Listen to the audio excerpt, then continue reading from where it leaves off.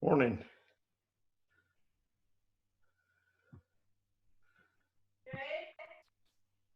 How you guys all today? Michaela, where were you going this morning? To McDonald's? Because I pulled up right next to you at the stoplight. I was turning left. I tried to get your attention and wave to you, but you didn't notice me. Oh, well, good morning. Hi. Morning. I had to make a grocery store run this morning, so.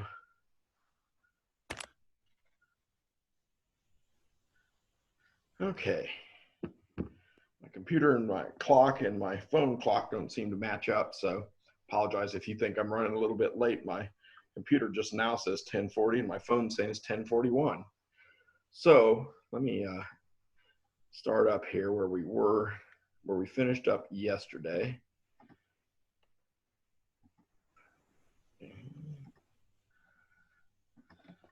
And yesterday, and really we weren't that far behind because we were on the last slide yesterday, but just to refresh your memory, we were talking about applying for positions in person, filling out the job application, and we'd gotten to, having a resume ready and attaching it to any application form you're asked to fill out, and that you should keep these resumes neatly in a folder, keep the folder within easy reach in a bag or backpack where you can just reach in and grab those things. I apologize for the camera shaking. One of the cats has decided to play with the cord down here. But what I want to talk about today is I want to talk about actually preparing the resume. And I'd given you some handouts on that, and if you don't have those, they certainly are on the website. So let's go into the next one and talk about the resume itself. Okay, why do you need a resume, and what exactly is a resume? Well, the time of hiring managers is limited. If you were with us yesterday when we discussed this, so how do they sort through hundreds of applicants in order to narrow their search to one? And the answer is the resume and cover letter. Your resume and your cover letter are probably the most important job search tools you have. And if they're good, they may get you an interview. And that is the purpose of it. I said this yesterday, that getting a job is all about advertising your business. And your business is the labor you're offering these companies, the skill you can provide them. And so really the resume and the cover letter are advertising tools. And like any good advertising tool, it teases the person to want to go to the next step. So the purpose of the cover letter is to tease them to want to look at your skills on the resume. The purpose of the resume is to tease them enough that they want to call you in for the interview. And so the purpose of these is not to lay out everything you've done, but to kind of be a little bit of a teaser, to get them to want to know more, to get you to the next step in the process. So your resume and your cover letter, what you don't want is this thick packet. A resume should be 1 to 2 pages at the most. Your cover letter should be 3 to 4 paragraphs at the most, a single page. So these are just teasers to kind of get you into your foot into the door, make them curious about you, get you to the next step. If they're good, they'll get you the interview. If not, they'll end up not getting a second glance. And it's not just errors on like spelling or grammatical errors that you need to worry about. Your job search correspondence, besides being error-free, needs to be relevant to the position you're applying for. And it needs to reach out and make the recruiter or hiring manager say that this person is worth a closer look. Now, if you're preparing a resume for a real general job, like I just want to be a retail worker at Walmart and it doesn't, I'm going to stock shelves, I'm going to be a cashier, it really doesn't matter, then you could probably make 20, 30 copies of the same resume and just hand them out. But if you're looking for something more specific and a job that may be tailored specifically for that company, you're going to want a different resume for every job you apply to. And particularly in today's technological age, that's real important because computer algorithms now search these resumes and they look for certain keywords. And if your resume doesn't have those keywords or doesn't match the formatting that they kind of are looking for, then the computer kicks it out and a human just never even sees your application. So it's really important to tailor your cover letter and your resume to the specific job in a lot of cases. So there are 4 main ways to prepare a resume here.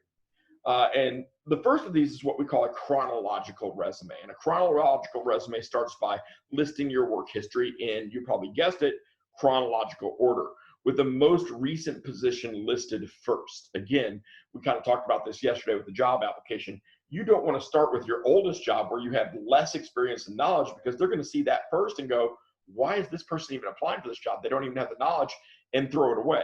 They won't continue reading on and figure out, oh, I see what they've done here, because they don't want to waste time. So your jobs are listed in reverse chronological order, with your current or most recent job first. Employers typically prefer this type of resume because it's easy to see what jobs you have held and when you have worked at them. And this type of resume works well for job seekers with a strong, solid work history.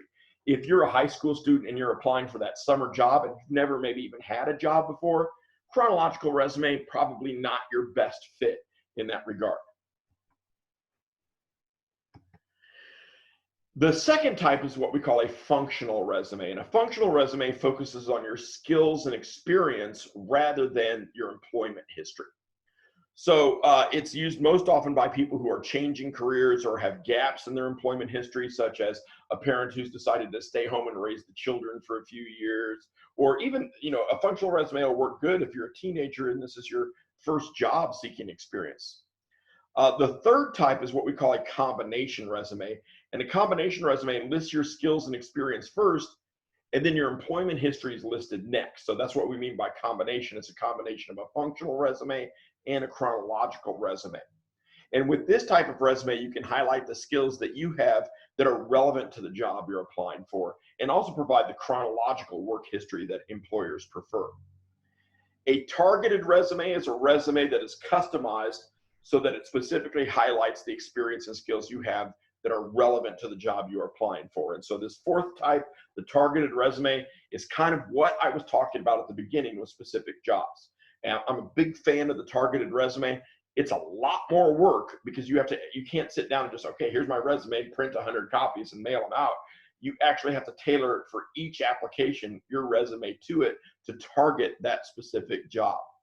So it definitely takes more work to write a targeted resume than to just click apply with your existing resume. However, it's well worth the effort, especially when applying for jobs that are a perfect match for your qualifications and experience.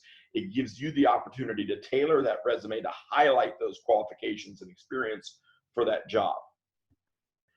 So to start your resume, begin by determining your objectives. And if you ask your parents, oh, I need help with the resume, your parents will tell you every time, oh, first thing you need to do after the heading where you put your name and your address and your phone number, all the contact information, is put objective. And objectives are kind of corny statements that say something like, to find a job in a career field that matches my skills and qualifications. Basically, what the objective statement always is I'm looking for a job that I want to do in this career field. And that's all it is. No matter how you phrase it, that's what it says. And so it's kind of old-fashioned. It's kind of lost its sense, but your parents were taught, well, you need an objective statement. I was taught that. But nowadays, HR people look at the objective statement and they go, okay, parents, help you with this because this is kind of old-fashioned. This is kind of corny because they all say the same thing, basically, no matter how you phrase it. So you don't need an objective statement. However, you do have to know what your objective is in this. And yes, the main objective, find a job, get the job. We all understand that. But is your objective to get the job based on your skills? Is it your objective to get the job based on your experience? Is the objective to get a job in management that requires a little bit of a different skill set? These are the things you have to have in mind, because those are what your objective is in this is going to determine what you highlight on the resume to bring out to get people interested in you, to bring you in for the interview. So after your objectives are determined, you want to prioritize the content of your resume to suit those objectives. You have a small window of time to get the interest of a hiring manager. When they pull out that resume and they look at it, they are not going to spend a huge amount of time. Matter of fact, if they have a lot of them for that position, they see a spelling error, boom, circular file. They're not going to, studies have shown HR managers spend roughly maybe 2 minutes at the most on a resume and cover letter. And so you just want to give enough to tease them, to get it in there, and you want to make sure it's error-free because that's your first test of employment. If you can't communicate properly, then what's the point of me hiring you? You're probably not going to be able to communicate on the job. You're probably sloppy. You don't pay attention to detail, because I can see that on the errors in your cover letter or on your resume. So those things have to be perfect when you're making them. So a lengthy resume does not translate to higher qualifications, though. You have to make it short and brief, just enough to tease it. Don't give everything out on your resume. Let them bring you in and you tell the story from there. Now, let's begin the resume writing process. So while your resume is essentially a marketing tool, it shouldn't read like marketing. I've seen some weird resumes out there. One guy had, it was all color and the side was like a cartoon strip of him doing work in cartoon format, and he had like the big bam and pow. And I know it was supposed to be catchy and draw your eye, but it was a little too much. When you looked at it, it was like, okay, I mean, what's he going to do on the job is your thought. Because remember, they don't know you. They only know what's on that piece of paper. And if you make the piece of paper kind of corny and outlandish, then what are they going to expect from you on the job? Is this someone who's going to take the job seriously? Or is he going to kind of, be a song and dance man, basically, during this? So don't go overboard with it. Avoid overuse of industry jargon. A lot of the resumes I saw when I was a hiring manager, I was with the Army and we were hiring civilians, and they would use, acronyms way overboard to where I couldn't even read it because almost every other word was an acronym. And I know the military uses a lot of acronyms, but we actually communicate the acronyms. We don't just use a string of acronyms to communicate together. And some of those resumes were like that. Be factual. Be concise and state compelling results. So when we say that, what we mean is use action verbs to do that. In other words, don't just say, I managed a group of 100 people. I managed an incisive sales team that earned over $100,000 in revenue in the last quarter. That's action. That's, something I can sink my teeth into, data that I can use to, compel me to think that you're going to be a good manager. You don't need to go into detail about every accomplishment in your resume, but companies are looking for more than just training and education today. They want to see those results, that quantitative evidence. So they're looking for a proven track record. So just remember, the interview is the place to elaborate on your accomplishments and evaluate work style, cultural cues to make sure you fit in at that employer, not the resume. The resume, you're teasing them with just enough information to bring you in. All right, so my first tip in this in preparing your resume is use bulleted sentences. Use bullets with short sentences to structure the body of your resume. Don't write paragraphs. Short, very concise, 1-2 sentences at the most. I would say just one, but 2 if you have to. The main selling points of your resume should be clear and quick to scan. Again, don't worry about the specifics. You will go into the details during the interview. Now, should you begin your resume with a resume objective statement? I've already talked about, I'm not a fan of them anymore because HR professionals tend to look at them like they're a little bit corny, outdated. But certainly there's still a lot of programs out there. I'm sure your parents would say, oh yeah, put the objective statement. So I'm not going to tell you not to do it. I'm just going to say probably the HR people are going to get a little bit of chuckle of seeing that on you. I'm not going to say if it costs you the job. Maybe it might. With some of them, but most of them I think are just going to go, okay, well, mommy and daddy helped you with your resume. 2, I've already kind of hit, use action words.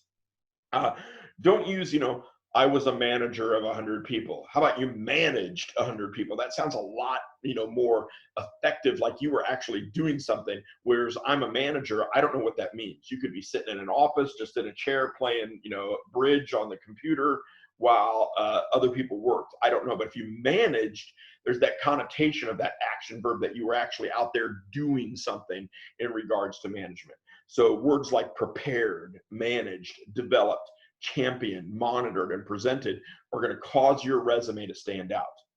Avoid using the same verb over and over. If your resume is scanned electronically, the computer's going to pick up on the words. And some companies now scan in your resume and have computers pull those that meet certain criteria based on your word choices. So the computers are looking for one thing. And those are the key words that have been picked by the hiring manager. So information in, information out. When you see the job description or their advertisement, That's a good clue to you as to what action words or what verbs they're looking for. So try to use the same words that you're seeing in the job description itself or the advertisement in your letter as to what your qualifications are, because the algorithm, those are the words that probably have been input in there that they should be looking for.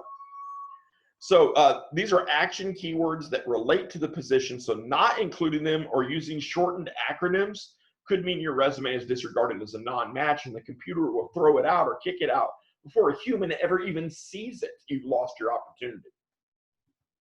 Number 3, use symbols, percentage signs, dollar signs, excuse me, what you call hashtags. We used to call pound signs back in the old days. But things like that for as far as numbers. So dollar totals, numbers, and percentages stand out in the body of a resume because businesses like quantitative evidence. And if you can provide quantitative evidence of your performance and your skill, that's great. That's something I can sink my teeth into and actually make a decision about, a data-driven decision. So below are 2 examples of a job duty and described with them good and without bad. And as you can see by the examples, being specific does not mean being lengthy. To be specific, you don't have to write a whole paragraph or 2. So example 1, and this is a bad example. Account manager for advertising agency. Okay, well, what does an account manager do? What did you accomplish as an account manager? What are your skills? Maybe change this a little bit, and this is the good example. Managed 15 strategic accounts billing in excess of $15 million annually. Wow, okay, that's skill. That's a lot of know-how to be able to balance $15 million and bring in that kind of revenue. That's the kind of person I want working for my company. Example 2, again, a kind of bad example here. Sold widgets to clients located in the Midwest. Okay, well, where's the Midwest? Were you just in Clark County? Would you have 2 clients? Would you sell $20,000 annually? We're a major 500 corporation. We don't know if we want someone like that. So change a little bit to increase sales by 17% in a 5-state territory. Okay, well, now that's something I can sink my teeth into. Then that's something that's data driven and I can make a decision about. Number 4, highlight your strengths. Again, maybe you got fired from a job or something. That happens all the time in the work world. People accept it, but I wouldn't put that as the main thing on my resume. I wouldn't complain about the manager or anything. You might list it in your work history if you're doing a chronological or a combination resume, but I certainly wouldn't make it the main focal point. Maybe focus on the skills or something. If they ask in the interview, maybe elaborate a little bit. I wouldn't go into great detail about it. Usually something like, well, we just had a difference of opinion on management and work style. Something like that will usually suffice. You never want to badmouth the manager because you don't know who knows who in this world. It is a small world. Plus, if you're bad-mouthing the manager, then what are you going to say about them if they hire you? So they're probably pretty leery about stuff like that. So highlight your strengths and what is most relevant to the potential employer, based on that job description. Incoming resumes are typically reviewed in 10 to 30 seconds. That's all the time you will have to make an impression. And so you don't want to be a lot of detail because people will start going, whatever, and throw it away. So be brief, be to the point, focus on the strengths that will get you the job, and put forth the effort and determine which bullets most strongly support your job search objective. Put the strongest and most relevant points first where they are more apt to be read. And this is your hook for the reader, and the rest of the resume reels them in to get them to want you to come in for that interview. Number 5, match the need they have. If you're applying for a management position, well, what did they say they're looking for in a manager? Do you have those skills? Then highlight that. Make sure they know. Review job postings online and in the newspaper for positions that interest you. And each position will usually have a brief blurb about the company and the position available. Use the keywords listed in these ads and match them to the bullet points in your resume. And chances are that you have some of these as key points already, so you don't have to do a whole lot of editing. However, if you have missed any, add them to that targeted resume at that point. And using a custom resume, a targeted one instead of a generic one, will greatly increase your chances of an interview, as you will be a better match in the eyes of the reader. Number 6, be positive.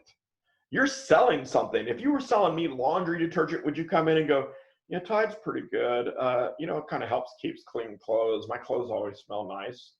Would that convince me to buy something from you? Or should you come in and go, Tide is freaking awesome. It's probably one of the best ones on the market with its chemical combination and the amount of stains it'll get out, plus leaving your clothes smelling fresh? Be positive. You're going to sell yourself a lot better. So above all in your resume and interview, be that. Leave out negative and irrelevant points. If you feel your graduation date will subject you to age discrimination, leave it out of your resume. If you do some duties in your current job that don't support your job search objective, that's not what they're looking for, don't include them. Focus on the duties that do support your objective and leave off irrelevant personal information like your race, weight, and height. And I know a lot of you are probably active in your churches, and it looks great on college applications and things like that when you list, volunteered at the Methodist Church as. However, in the work world, it's a touchy subject: religion, race, age, all that stuff. If you emphasize a lot of your religious work, then I feel, I don't know if this person's going to come in and be an evangelist in the workplace and get me in all kinds of trouble as far as religious freedom, or what's going to happen there. And so it'd be better just to leave that alone and not hire them. So certainly list volunteer work, but maybe leave out the religious connotation or connection to it. I hate to say that because I'm a Christian, but it's just the way the world is today. And the first part is getting the job, and then you can worry about whether or not you're being persecuted because of your religious beliefs or whatnot. Tip number 7, white space is important. If you don't believe me, pick up a magazine or a newspaper or go online and look at an ad and look at how much space there is between the words, the kerning, which is the space between the letters, how much space there is around the ad. There is lots of empty space. And why? Because empty space draws the eye psychologically. So open up the newspaper, take note of which ads first catch your attention. Are they the ads that are jam full of text, or are they the ads that have a large amount of unused space, white space? And I guarantee you the odds are it's going to be the white space one. When you've crammed a lot of stuff into one small space, the eye is like, there's lots of stuff here. No, I'm just going to leave that alone. And people won't read it. So this is done to grab your attention, as readers are always attracted to open areas. So don't worry if you're having a hard time filling the page with text. Consider increasing leading or kerning to align text to fit the page layout rather than trying to fill it with more words. Number 8, some formatting guidelines. How long should your resume be? What size font should you use? The font size should be no smaller than 10 points. Notice I have these on. A lot of HR people are, getting in their middle ages and they've been staring at computer screens. They need these as well. And so if you have less than 10-point font to fit everything on one page, I'm going to have a hard time reading it. If I'm not going to spend an extra 5 minutes trying to read your stuff, I'm just going to go, okay, on to the next one and throw it away. So make sure it's a proper size. I would recommend 12-point font. And if you have to minimize it from there, your resume is probably is too long. So the font size should be no smaller than 10 point. Standard serif or sans serif fonts are best because they're standardized computerized fonts. So if you're using a Mac or a Windows computer, it doesn't matter. And when you print it out, when they go to scan it, if you're using some kind of funky font, they might not be able to scan it. And you've probably seen this before where you open something in Google Docs that you created in Word and all of a sudden it's got a bunch of question marks, little rectangles and everything. That's because it can't read the font very well. And so if you send in your resume with kind of a, it looks catchy, it looks cool, this old typewriter font, but when I scan it in, my scanner can't read it because it's not a standard font. And all of a sudden your resume comes up and it's just a bunch of question marks and rectangles and stars. And I don't know if you're communicating to me in some kind of alien language, you ate a bowl of Lucky Charms or what, but I can't read your resume and I'm just going to throw it away. So don't use intricate fonts that are hard to read. Keeping your font standard will help combat conversion issues from PC to Mac and from one program version to another. The length of your resume, I already mentioned, 1 to 2 pages max. That's all they have the time to read. If it's longer, then they're just going to go, okay, this just keeps going. Okay, on to the next one. So yes, you read correctly. You can use more than 1 page, but remember, keep it concise. It's okay to use 2 pages for your resume. However, it is not necessary. The more brief and to the point, the better off you will be. Number 9, Get third-party advice. Trust me, as someone who I enjoy writing, and when I write, I'm in love with my own words. I think I'm the next Shakespeare. But it's not whether you understand it and like it. You're not writing this for yourself. You're writing it for another audience. And you want to make sure that other audience can understand what you're writing, that it's clear and concise. So give it to someone else to read. Make sure that it's okay, that they understand where you're coming from. And encourage them to ask questions. Don't let them get away with like, yeah, it looks okay to me. No, have them take a red pen and tear that thing up, because the more advice you can get and critique you can get, the better your resume will be for someone else. Have them ask questions about, well, what do you mean by this? When did you do this? Because that'll give you some guidance to how someone else who you really want to read your resume and be impressed by it will look at it. And then you can work on maybe answering those questions within the resume itself and avoid that question coming up. So it can be difficult for you to note all your high points and clearly convey all your accomplishments. And having someone subjectively review your resume can give you insight into how others will view your personal marketing materials. Would your resume impress them? And if not, why? Don't settle for it's good, and encourage them to ask questions. The questions of the reader can help you to discover items you inadvertently left off your resume. Take their comments into consideration. Don't be offended. It's all to make you a better candidate. And revise your resume accordingly. And in addition to adding in missing terms, their questions can also point to items on your resume that are confusing to the reader that you can clear up. So that's the resume in sum. I did pass out a packet. It is available in supplements on my website as well. Tips on writing a good resume that goes a little more detail about the 4 different types there and what you should include on them. It does have an example resume. I will say this, there's tons of programs, including Microsoft Word, that have templates for resumes that you can use. And they're great. Why reinvent the wheel? Use one of these templates. But remember, the template is only for the formatting. You have to choose the wording and what you actually put into the resume to convince somebody. So how do you get the resume gets you into the interview, hopefully, but how do you get someone to read the resume? Well, that's where the cover letter comes in. A cover letter should be sent along with your resume in response to any job opening or when inquiring about possible openings. So before, when we talked about going to apply for the job and I said, bring a copy of your resume, well, that also includes a cover letter on the front of it. So the cover letter accompanying your resume is the first impression the reader and thus the company will have of you. And remember, they don't know you. They only know what's on the paper. So if your cover letter, your resume has a ton of errors, that's all I know about you is that you're error prone, you're sloppy. And is that the kind of employee I want to hire? So these things do need to be perfect. So make it a good first impression.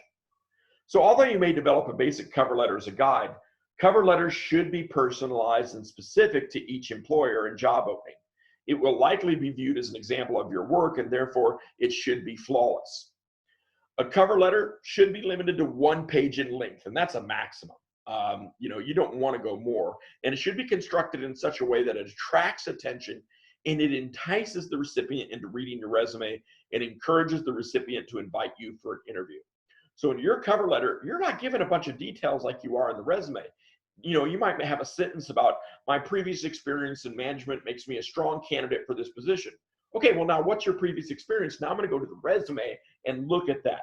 And then on your resume, you're going to list that job experience, some quantitative data, and like, that's cool. I wonder how he did that. Let's bring him in for an interview and discuss how he could do that for us. Use standard business letter formatting, and I'm sure you guys all had that class when you were in 6th grade, how to write a business letter. So you just use that standard business letter formatting you learn there when writing a cover letter. Start at the top of your page with your mailing address, then skip a line and include the date on which you are sending the letter. Skip another line and then list the contact information for your recipient. And please do this and do it on the resume as well. List your contact information, because you'd be surprised how many resumes and cover letters I've gotten. I'm like, wow, this is great. I want to interview this person. And there's no contact information on it. Or they've only listed it on the cover letter, and now I've separated the two, maybe throwing the cover letter away. Or they put the return address on the envelope itself, and we opened it and threw the envelope away. So make sure your contact information is on everything. And your contact information should include the name of the individual who will read the letter, plus any appropriate prefixes, particularly something like academia, where they've worked hard for that PhD. You don't want to refer to them as Mr. or Miss because they will be offended. They're doctor. The individual's job title, the name of the company, and the mailing address of that company. Skip another line and begin with the letter with a formal greeting. And whenever possible, it's best to address the greeting of your cover letter to a specific person by last name. You want a specific, you don't want to put Dear HR to whom it may concern unless you absolutely have to, because those are just kind of generalized. It makes it look like you didn't do your homework about who actually is doing the hiring. So you spend some time, do the research about who actually might see your resume, try to address the letter to them. Include the appropriate prefix to his or her name. For example, Dear Mr. Parker. Now, if their name is Chris, is this a guy? Is this a girl? You may use both first and last name. So instead of Dear Mr. Parker, Dear Chris Parker, or something like that. So if you're unsure of the recipient's name, you can call the company to find out who's managing the hiring for the position to which you are applying, so you can address them personally. If you cannot find the name, then you can use Dear Human Resource Representative as a last resort. But regardless of who your greeting is directed to, it should end in a colon, not a comma. Cover letters generally have 3 main paragraphs, and additional paragraphs can be added as necessary. Skip lines between the greeting and the first paragraph, and between paragraphs within the body of the letter, and between the final paragraph and the closing as well. The first paragraph should grab the prospective employer's attention, and in it you should explain why you are writing by identifying the position to which you're applying and how you learned about the job opening. Dear Chris Parker, I am writing today to apply for the open position of manager that you advertised on Indeed.com. I think you'll find by reviewing my resume that I have a lot of strengths that fit this job adequately, and I feel I would be a good fit. Something along those lines. Additionally, summarize your strongest qualifications for the position. So even what I just said is kind of weak, because maybe, I understand that you're looking for someone with construction experience to manage a group of people. I think you'll find that my experience in the construction industry is extensive, something like that. And additionally, summarize your strongest qualification, like I said, such as your educational background or particular interest in the services or mission of that particular company. The second paragraph should describe your strongest qualifications in more detail. Use a copy of the job description or advertisement to write this paragraph if possible, and match your qualifications to the position's requirements, and very briefly. If a job description is not provided, just think about what responsibilities the job might entail based on your experience and your research, and what specific qualifications a well-suited candidate should possess. Use specific examples of your work experience or educational background as evidence of your qualifications, and refer to your enclosed resume for more evidence from that. Don't repeat verbatim the information contained in your resume. An additional paragraph or paragraphs can be added after your second paragraph if space permits or if it is needed. In this paragraph, you could include more information about personal characteristics that are relevant to the job, would make you a better candidate, such as your motivation, time management, or whatever other personal qualities may be important to the position which you're applying. Even geography. I will be moving back into this area soon, something like that. The final paragraph is the conclusion of your letter, and in it you should request an interview and provide information regarding how and when you can be contacted. And again, don't forget that contact information in there. You may also suggest that you'll call the company at a specific time to further discuss your qualifications. But if you do that, make sure you call, because you made a promise, and that'll be a test for you. Do you follow through on your promises? And then thank the reader for considering you for the position. Skip a line after the final paragraph and include a professional closing, such as sincerely. Skip 3 lines and then write your name on the 4th line after the closing, or type it. And then when you print your cover letter, this will leave you space in which to actually put your signature there and sign your name. Skip another line after your type name and then include the word enclosure if you're going to be providing your cover letter and resume in a hard copy, or type attachment if you'll be emailing them. And this indicates that there's an additional document, your resume, for example, that accompanies the letter. If more than one document is included with the letter, use enclosures or attachments, that plural there. Cover letters should be printed on high quality bond paper that matches your resume. Invest in some good paper for this. When including a cover letter with an email, either upload the entire document as an attachment or paste the entire document, including mail address and the date, into the body of the email. I tell you to do that. That's a last resort, because if you paste it in there, if they open it in a different email program, the formatting could be off and it looks kind of funky. Your best bet is to scan it in, save it as a PDF, and attach the PDF, because a PDF is just a picture of that document.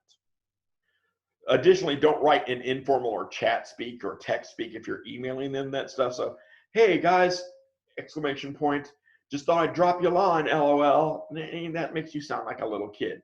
No matter how you communicate with them, telephone, email, your resume and cover letter through snail mail, be professional in all your communication. Always use that professional business language. Okay, hopefully this clears up some of the resume and cover letter for you.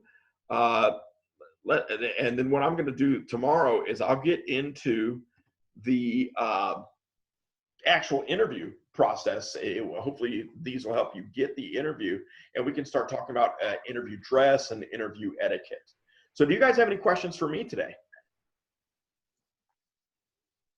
You are unmuted if you'd like to. All good? Okay, then I'm going to end the meeting for today. Thanks for coming. It is the same code tomorrow if you want to come in and join tomorrow. Otherwise, I hope everything's going good with you guys. You guys all good? Yep. Yep. Mm-hmm. All righty. Well, have a great day. It looks like the sun might come out a little bit today. We might get into the mid-50s at least. So maybe you can get outside for a little bit, relieve some of the boredom. And I'll hopefully see you guys tomorrow then. Bye. Talk to you later.